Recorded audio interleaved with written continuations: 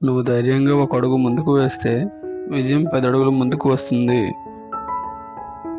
మంచిని పెంచుతానంటూ పరుగులు తీసే వ్యక్తికి తాను మంచివాడిగా ఉండేందుకు తిరిగి దొరకదు. జీవితంలో ప్రతిరోజు ముందు రోజు కన్నా కాస్తో కూస్తో ఎక్కువ విషయాలు నేర్చుకోవాలి. కోపం మాటల్లో ఉండాలి, మనసులో కాదు. ప్రేమ మాటల్లోనే కాదు, మనసులో కూడా ఉండాలి. భయంతో ఉన్నవాళ్ళు ఏమీ సాధించలేరు. ప్రేమించే వ్యక్తికి దండించే అధికారం కూడా ఉంటుంది. మనది కాని వస్తువుపై వ్యామోహం పెంచుకోవడం మూర్ఖత్వం.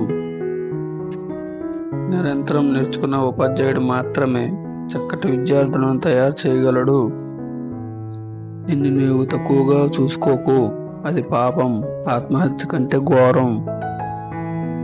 నేను ప్రార్థిస్తే దేవుడు నన్ను ఇష్టపడతాడు, కానీ నేను పనిచేస్తే దేవుడు నన్ను గౌరవిస్తాడు.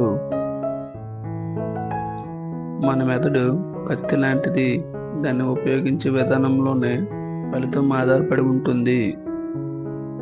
మీరు నిలబడి నీటిని చూస్తూ సముద్రాన్ని దాటలేరు,